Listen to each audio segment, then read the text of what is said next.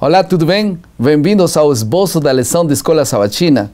Bem-vindos a esse momento especial onde estudamos juntos esta porção da Palavra de Deus. Estamos aqui juntamente com Michelson Borges, que é editor da Casa Publicadora Brasileira, é mestre em teologia, também é um pesquisador dos temas de criacionismo. Bem-vindo.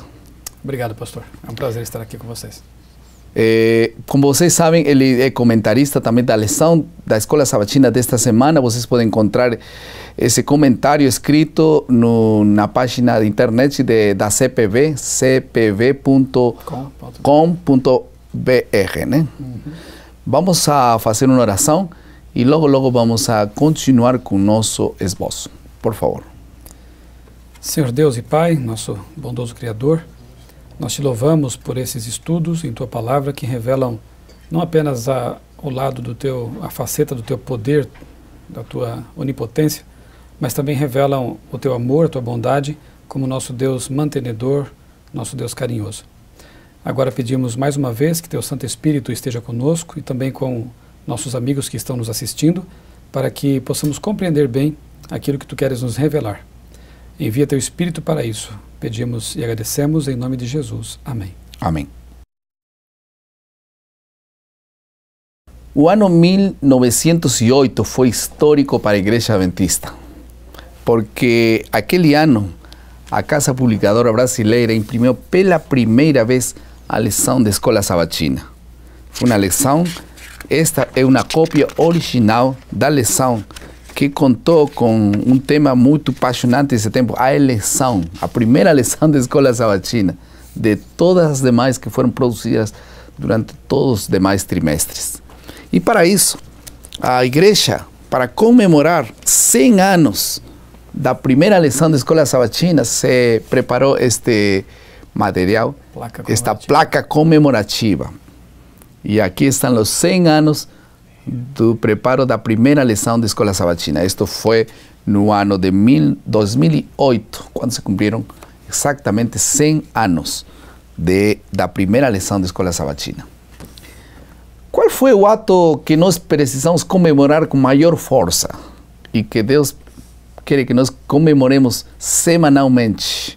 O foco da lição desta semana é a criação e sábado estão intimamente ligados.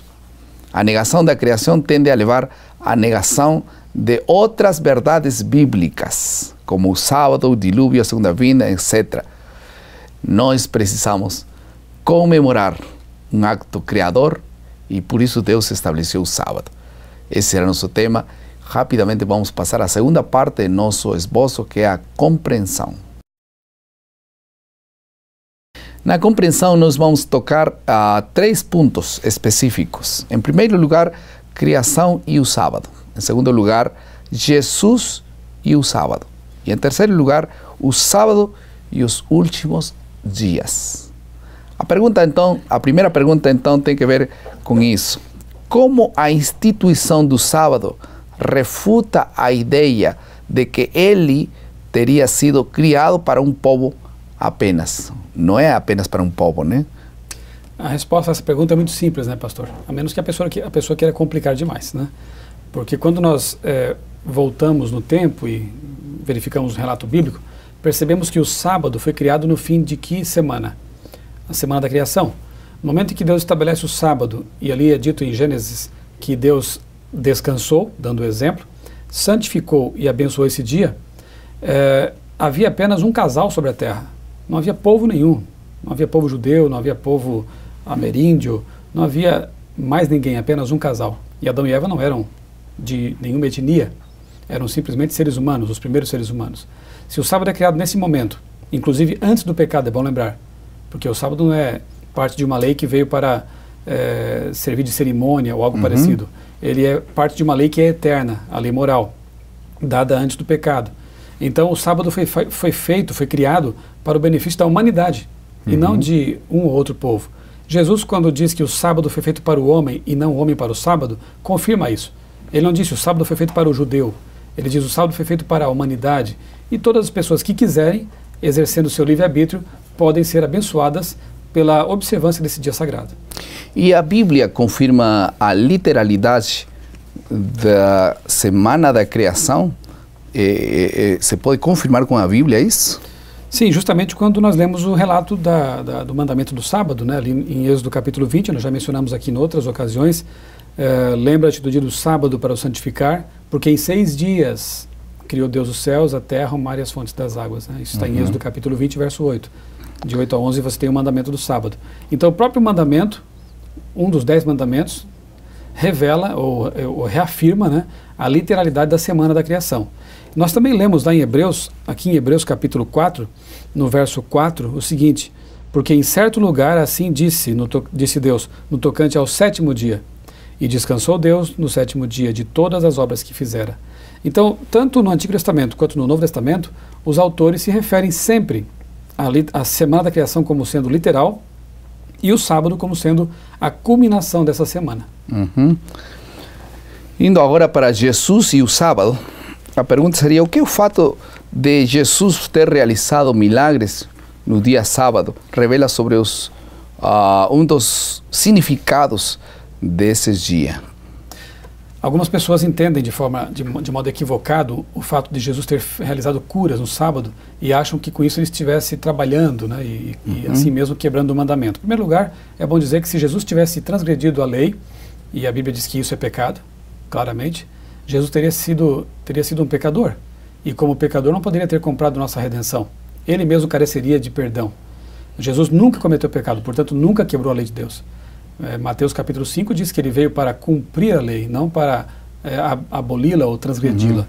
O que Jesus fez no sábado não era trabalho, porque ele estava dando libertação às pessoas. Estava curando as pessoas, não fazendo isso em troca de dinheiro, nada, de nada, né? Como já dissemos numa outra ocasião também aqui nesses comentários, você poderia ir à carpintaria de José e Maria, de Jesus também, e você nunca encontraria a carpintaria aberta aos sábados. Porque segundo Lucas capítulo 4, verso 16, Jesus e sua família eram sempre vistos na sinagoga ou na igreja da época, no dia de sábado. Aqui, em Deuteronômio capítulo 5, no verso 6, e seguintes, né, encontramos a repetição da lei, dada lá em Êxodo capítulo 20. E é interessante que aqui Deus adiciona um elemento especial aos mandamentos, quando diz assim, no verso 6, eu sou o Senhor teu Deus, que te tirei do Egito, da casa de servidão. Além de ser um memorial da criação, após o pecado, o sábado adquire um outro significado, igualmente memorável. A recordação de que Deus liberta. Deus libertou o povo dele do Egito e continua fazendo isso hoje. Jesus, quando cura aquelas pessoas no Novo Testamento, ele está libertando aquelas pessoas da escravidão do pecado, da escravidão das doenças. Quantas vezes disse, vá e não peques mais. Né? Então o sábado, além de ser o memorial da criação, pastor, é o memorial da redenção e da libertação. Como você mesmo falou nos blocos anteriores, Deus fez um templo no tempo, né? Exatamente. Em relação ao sábado e os últimos dias, como o mandamento do sábado está relacionado com as controvérsias que precedem a volta de Jesus? Isso é muito interessante porque a gente pode perceber o sábado ao longo da história, né? Nós temos o sábado na criação, antes do pecado.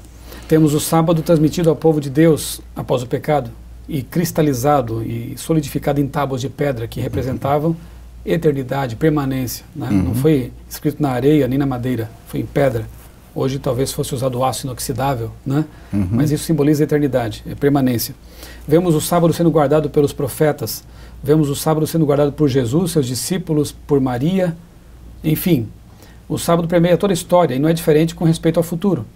Nós vemos que, inclusive, lá em Isaías capítulo 66, o sábado será observado, inclusive, na nova terra, após a volta de Jesus, após a eliminação do pecado da terra.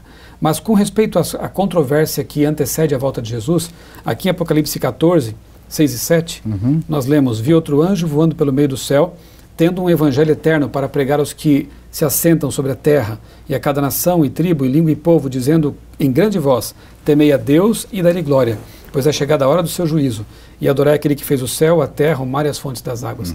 Essa fraseologia, essa linguagem aqui, é exatamente a mesma que é empregada em Êxodo capítulo 20, de 8 a 11. João usa aqui a sequência da criação, né, para se referir ao mandamento do sábado, em Êxodo capítulo 20. Então, isso nos dá a entender que uma das mensagens que deverá ser proclamada pouco antes da volta de Jesus, é justamente a mensagem de que devemos adorar a Deus, o Criador, e o sábado é um lembrete dessa adoração, por ser o memorial da criação. Que maravilha. Vamos a passar à terceira parte do nosso esboço, que é aplicação. Todos nós fomos criados para ter uma íntima comunhão com Deus. A pergunta é como a observância do dia sábado fortalece nossa comunhão com Deus? Será que implica aí algum fator de intimidade com Deus o dia sábado? Pastor, alguém disse certa vez que durante a semana nós temos que andar de mãos dadas com Jesus. No sábado nós nos sentamos aos pés de Jesus.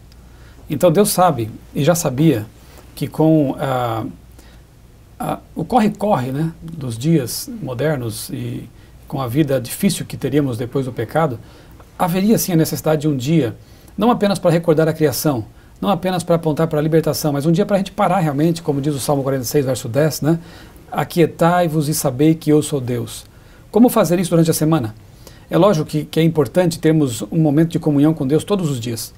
De manhã ou à noite, o momento mais apropriado para você, em que você ora a Deus com mais calma, com mais paciência, abrindo o coração a Deus como se faz a um amigo, né? E que você também tenha um tempo específico para ler a Bíblia todos os dias. Mas em que outro momento da semana temos, assim, pelo menos 12 horas, a parte que estamos acordados, pelo menos, né? Acordados, 12 horas, assim, para você manter uma comunhão mais íntima, mais estreita com o Criador. É justamente no sábado. Mesmo aqueles que dizem guardar outro dia, acabam não fazendo isso, porque resolvem assuntos de família, de negócios, né? Lavam o carro, limpam a casa.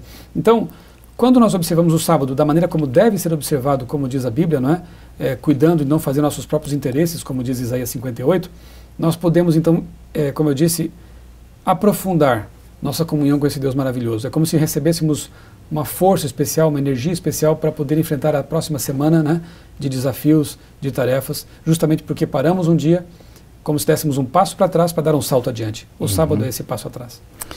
Vamos passar à última parte do nosso esboço, a criatividade. Pense um pouquinho como o sábado tem afetado sua vida, como o sábado tem contribuído com sua felicidade, com sua relação com Deus. Nós queremos fazer uma oração muito especial para que o sábado seja de fato uma bênção para a sua vida, para a sua família. Algumas pessoas dedicam o sábado para dormir um pouquinho mais e porque quer descansar. Só que o sábado tem que ser aproveitado, não dormido, né? Sino acordado, orando com Deus, visitando a natureza, acessando os cultos da igreja, fazendo as coisas de bem como Jesus fazia no dia sábado. Nós podemos melhorar a qualidade de nossas vidas a partir da correta observância do dia sábado. E eu quero orar para que na casa de todos os servos de Deus, filhos de Deus, esta observância do sábado seja verdadeiramente uma bênção. Vamos orar? Querido Pai, mais uma vez, muito obrigado pela palavra, muito obrigado por o sábado, que de fato seja uma bênção para todos nós. Perdoa-nos se não estamos observando o dia santo como o Senhor quiser. Que o sábado seja um dia de encontro verdadeiro contigo e o Senhor possa reavivar em nosso coração um espírito reto. No nome de Jesus. Amém. Amém.